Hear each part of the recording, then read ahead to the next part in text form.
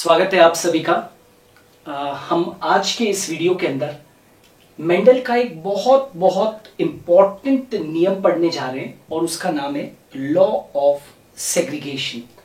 Right, law of segregation ये एक ऐसा नियम है जिसका आज तक कोई एक्सेप्शन नहीं है ना। It has no exception, it has no exception. इसका कोई भी अपवाद नहीं है। और हाँ, हम इस लॉ ऑफ सेग्रीगेशन को आगे बढ़ाएं उससे पहले जो लाइव वीडियो हम लोग लाने वाले हैं अक्टूबर के अंदर, वो मैं तभी ला पाऊंगा जब आपका भरपूर रेस्पॉन्स और समर्थन होगा। इसीलिए मैंने आप लोगों से ओपिनियन पोल मांगा है। इसलिए हमारे व्हाट्सएप नंबर के ऊपर जाकर टेक्स्ट मैसेज कीजिए नाम के साथ में, और अपना जो क्लास है उसको भी जरूर लिखिए। उसी के ऊपर आधार पर हम लोग जल्द से जल्द उस लाइव स्ट्रीम वीडियो को स्टार्ट कर पाएंगे। So law of segregation, it has no exception. इसका अभी तक कोई भी एक्सेप्शन नहीं है। It is a universal law. ये कैसा है भाई? एक यूनिवर्सल लॉ है। इसको एक और नाम से हम जान सकते हैं, it is non mixing, it is non mixing of alleles. ये नियम क्या शो करता है? It is showing non mixing of the alleles. ये किसको शो करता है? कि युग्म विकल्पी मिक्स नहीं होते, है ना। ये क्या शो कर रहा है? ये नियम शो करता है कि युग्म विकल्पी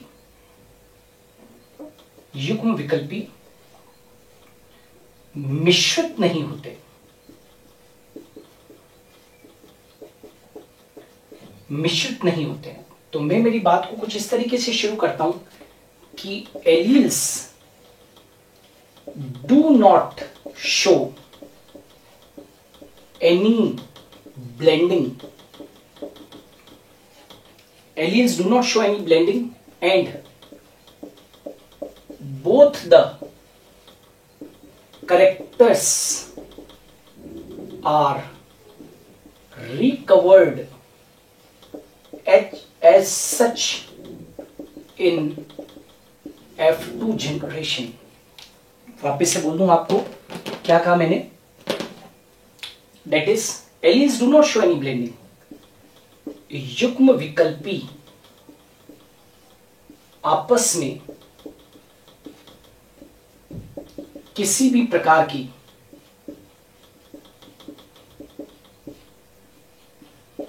ब्लेंडिंग मतलब मिश्रण नहीं दर्शाते। वह दोनों ही लक्षण F2 पीढ़ी में पुनः प्राप्त हो जाते हैं। यद्यपि इनमें से एक लक्षण F1 पीढ़ी में दिखाई नहीं देता। समझ में आ रहा है?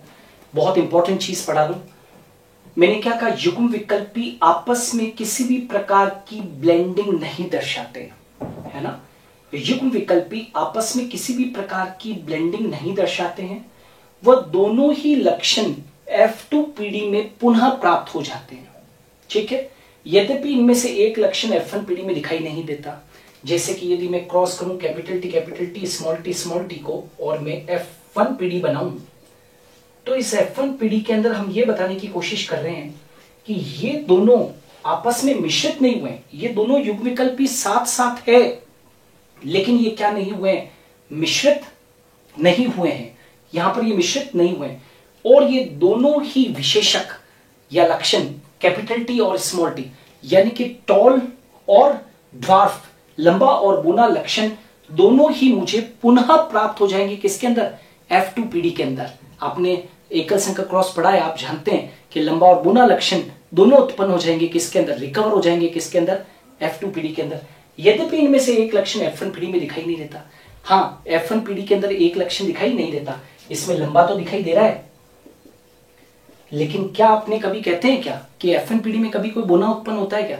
तो यद्यपि यहां पर एक लक्षण यानी कि बोना लक्षण यहां पर दिखाई नहीं दे रहा है, लेकिन F2PD के अंदर वो भी क्या हो जाएगा, रिकवर हो जाएगा। Are you getting? ये चीज आपको समझ में आई है? तो क्या मैं कह सकता हूं कि it is non mixing of the alleles? वास्तव में इसमें नॉन मिक्सिंग ऑफ एलील्स होता है। चल अब आ जाते हैं इस नियम को, ये तो एक तरीका हुआ समझाने का, ये शायद डेफिनेशन आपकी एनसीईआरटी में भी ऐसे कैसे दे रखी है जैसे कि मैंने अभी लिखी है, ये एनसीईआरटी में दे रखी है। अब थोड़ा सा ऊपर उठ के चलते हैं, इसको कुछ इस तरीके से समझिए कि parents have a pair of allele. समझना, parents have a pair of allele, हाँ या ना?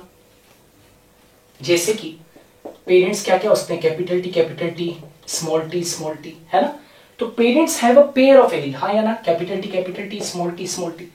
Parents have a pair of allele but at the time of gametogenesis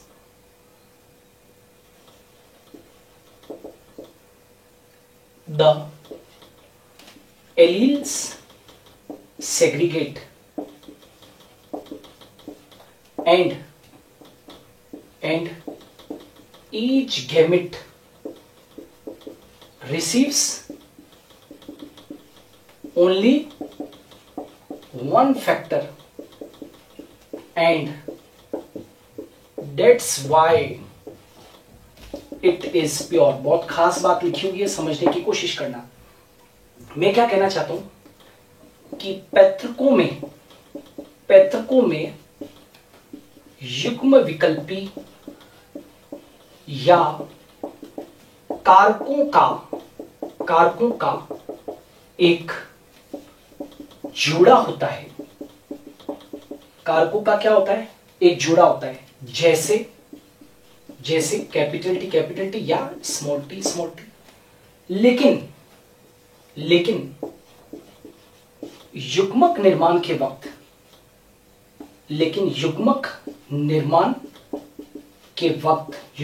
कब होता है भाई? युग्मक जनन के दौरान।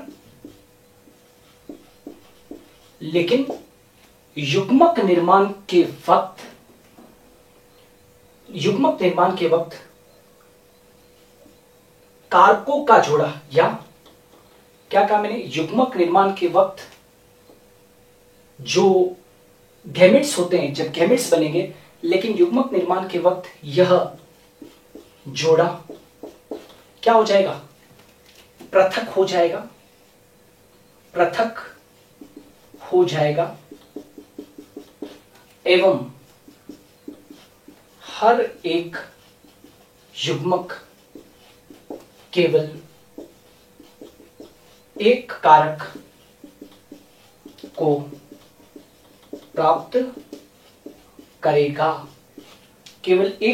प्राप्त करेगा, इसलिए युग्मक क्या होता है, शुद्ध होगा या शुद्ध होता है ना? या तो युग्मक क्या प्राप्त करेगा, कैपिटल टी, या फिर युग्मक क्या प्राप्त करेगा भैया, स्मॉल टी। समझ में आ रहा है कि नहीं आ रहा है? तो parents have a pair of allele, समझ में आ रहा है? Parents have a pair of allele, capital T या small T, but at the time of gametogenesis the allele segregate. Gametogenesis के वक्त में एलील सेग्रीगेट हो जाता है, पृथक हो जाते हैं। युग्म विकल्पी का जो जोड़ा होता है वो पृथक हो जाता है, और हर एक युग्मक केवल कितना कारक प्राप्त करेगा, एक कारक प्राप्त करेगा, या तो कैपिटल टी प्राप्त करेगा या स्मॉल टी प्राप्त करेगा। इसीलिए कारक जो होते हैं या जो गैमेट होते हैं वो क्या होते हैं, प्योर। जैसे कि मैं ये कहना चाहता हूं कैपिटल टी स्मॉल टी, ये तो क्या है भैया, पैतृक है। तो पैतृकों के पास में तो युग्म विकल्पी का जोड़ा है ना। अब जब युग्मक बनते हैं इस तरीके से, तो क्या होता है, पैतृकों में युग्म विकल्पी या कारकों का एक जोड़ा होता है, जैसे कैपिटल टी, स्मॉल टी। लेकिन युग्मक निर्माण के वक्त यानी कि युग्मक जनन के दौरान यह जोड़ा पृथक हो जाएगा। जैसे कि यहां से बनेंगे तो यह जोड़ा क्या हो जाएगा, पृथक हो जाएगा। एवं हर एक युग्मक में केवल एक कारक, हर एक युग्मक, each gamete will receive only one factor, हर एक युग्मक केवल एक कारक को प्राप्त करेगा। इसलिए या तो युग्मक के अंदर क्या होगा, कैपिटल टी होगा, या फिर क्या होगा, स्मॉल टी। इसका मतलब साफ है कि युग्मक क्या होता है, शुद्ध होता है। Gametes are always pure, gametes are always pure. ये मैं अलग अलग तरीके से इसलिए समझाने की कोशिश कर रहा हूं कि कभी भी नियमों को रटना नहीं है, है ना। रटोगे तो एग्जाम में अटक जाओगे, रटोगे तो अटकोगे, और समझोगे तो वहां पर अपने दिमाग से लिखोगे, कभी भी आपकी कलम रुकेगी नहीं। ठीक है, तो क्या मैं इस पूरी बात को जो अभी मैंने कही है, क्या मैं उसको कुछ इस तरीके से कह सकता हूं क्या भाई? ये देखो, इस पूरी बात को मैं नटशेल के अंदर कुछ इस तरीके से बयां कर देता हूं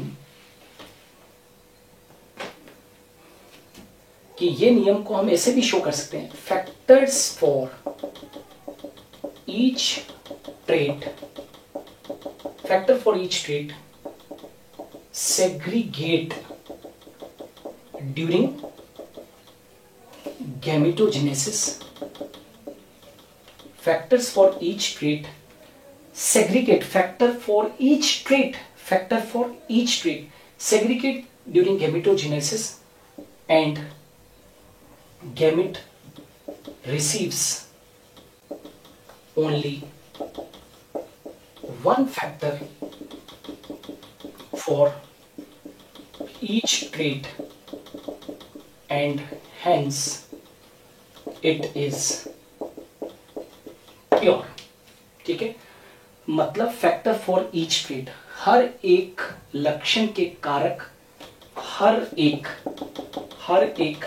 लक्षण के कारक युग्मक जनन,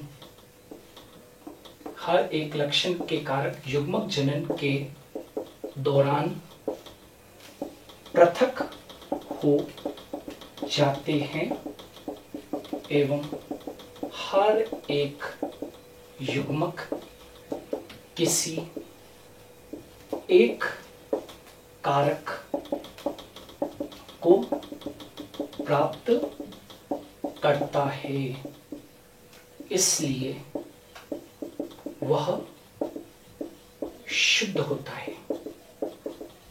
इसलिए वह क्या होता है, शुद्ध होता है। हम इसको इस तरीके से भी शो कर सकते हैं, हर एक लक्षण के कारक युग्मक जनन के दौरान पृथक हो जाते हैं, हर एक लक्षण के कारक युग्मक जनन के दौरान पृथक हो जाते हैं एवं हर एक युग्मक किसी एक कारक को प्राप्त करता है, और इसलिए वह क्या होता है, शुद्ध होता है। इसीलिए तो कहते हैं भैया कि लॉ ऑफ सेग्रीगेशन को याद रखना, लॉ ऑफ सेग्रीगेशन को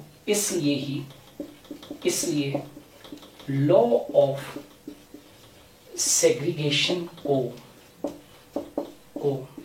वेरी वेरी इंपॉर्टेंट, युग्मकों की शुद्धता का नियम, law of purity of gametes, law of purity of gametes भी कहते हैं। अर्थात हर एक युग्मक किसी विशेष लक्षण के लिए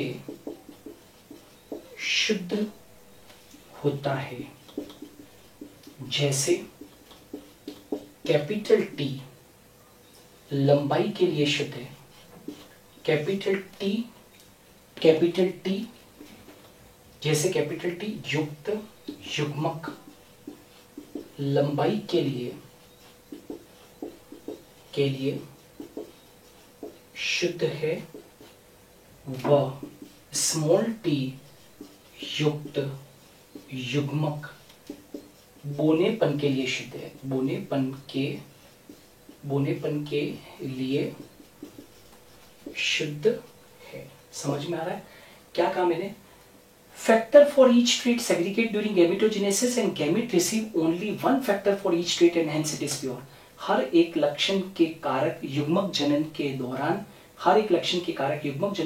पृथक हो जाते हैं एवं हर एक युग्मक किसी एक कारक को प्राप्त करता है, इसलिए वो क्या होता है? शुद्ध होता है।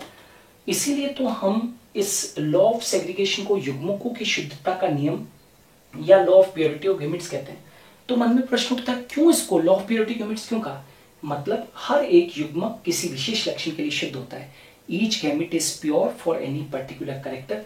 जैसे कैपिटल टी युक्त युग्मक लंबाई के लिए शुद्ध होगा और स्मॉल टी युक्त युग्मक बोनेपन के लिए शुद्ध होगा। अच्छा, एक चीज याद रखना, जितने भी गैमेट्स बनेंगे उसमें 50% gametes have capital T and 50% gametes have small t। ठीक है, 50% गैमेट्स जो होंगे वो कैपिटल टी वाले होंगे, है ना, और 50% गैमेट्स जो हैं वो क्या होंगे? स्मॉल टी वाले होंगे। ये आपको समझ में आया या नहीं आया? क्लियर है? इसको हम क्या कहते हैं? पृथक्करण का नियम। एक और डेफिनेशन देना चाहता हूं, जो जिसको अच्छी लगे वो वैसे उसको याद कर लेना। एक और डेफिनेशन,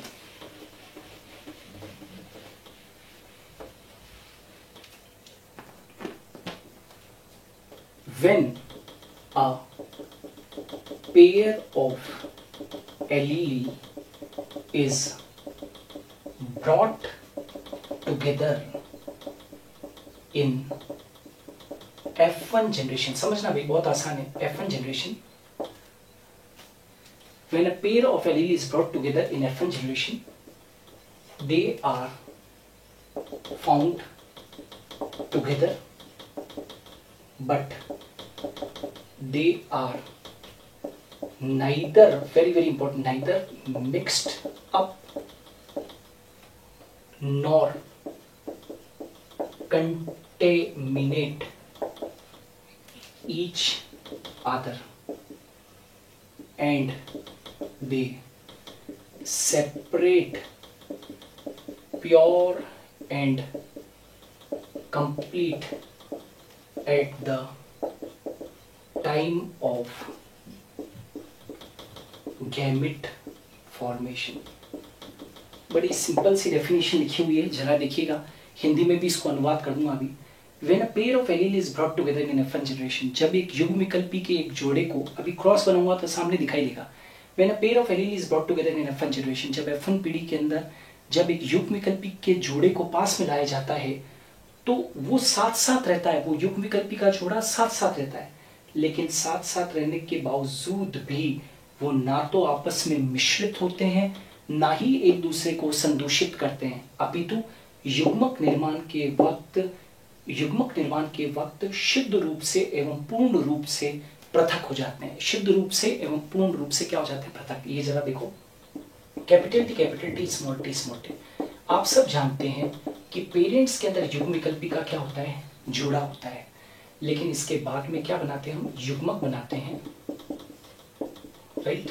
और आप देखो ये F1 पीढ़ी बनती है, F1 पीढ़ी। तो हम ये बताने की कोशिश कर रहे हैं, pair of allele is brought together in F1 generation. ये देखो, हमने F1 पीढ़ी में हम एक युग्मविकल्पी के जोड़े को पास में लेके आए, लेकिन ये दोनों साथ साथ है, दिखाने के लिए तो ये साथ साथ है, लेकिन साथ साथ रहने के बावजूद भी ना तो ये आपस में मिश्रित होते हैं, ना ही एक दूसरे को कंटेमिनेट करते हैं, संदूषित करते हैं। अपितु जब युग्मक निर्माण होगा तो ये शुद्ध रूप से, वो पूर्ण रूप से पृथक हो जाते हैं। अच्छा, और चीज, आपको F1 पीढ़ी के अंदर केवल एक लक्षण प्रकट होता हुआ दिखाई दे रहा है, लंबाई का, लेकिन F2 पीढ़ी के अंदर आप देखोगे, मतलब हमने कहा था ना कि alleles do not blend in F1 generation. F1 generation में कभी भी युग्मविकल्पी के अंदर ब्लेंडिंग नहीं होती, मिश्रण नहीं होता है, and both the characters are recovered in F2 generation. मतलब लंबाई का लक्षण और बोनेपन का लक्षण दोनों ही मुझे पुनः F2PD में प्राप्त हो जाएंगे। जरा देखना कैसे, capital T small T selfing की, ये F2PD मिली, तो ये देखो चेकर बोर्ड बनाया, ये capital T small T, capital T small T, capital T capital T, capital T small T, capital T small T, small T small T. क्या मुझे बोना और ये लंबाई वाले क्या मुझे पुनः प्राप्त हो गए कि नहीं हो गए? यदि ये यहाँ पर ही मिश्रित हो गए होते, यदि ये यहाँ पर ही F1PD में मिश्रित हो गए होते या संदूषित हो जाते, तो मुझे फिर से शुद्ध रूप में कैसे मिलते? इसी को हम क्या बोलते हैं? दैट इज युग्मकों की शुद्धता का नियम या लॉ ऑफ सेग्रीगेशन, पृथक्करण का नियम। जो मैंने बातें बोली है, जो अभी वाक्य बोले हैं, उसको बहुत ध्यान से मंथन कीजिए। मैंने हर एक एंगल पे समझाने की कोशिश की है, इंग्लिश के अंदर, हिंदी के अंदर अलग अलग परिभाषाएं देके। मेंडल का जो ये नियम था, इसका कोई भी अपवाद नहीं है, बहुत इंपॉर्टेंट नियम था, लॉ ऑफ सेग्रीगेशन या law of purity of gametes या पृथक्करण का नियम। सो आज के वीडियो में तो हमने इसको डिस्कस किया। मैं आने वाले दिनों के अंदर और भी बहुत सारे वीडियोस जेनेटिक्स के ऊपर, और जो आप डिमांड कर रहे हैं कमेंट सेक्शन के अंदर, उन टॉपिक्स के ऊपर भी ढेर सारे वीडियोस लेकर आएंगे। तो देखते रहिए, तब तक के लिए अलविदा, जय हिंद। हम जल्द फिर मिलेंगे।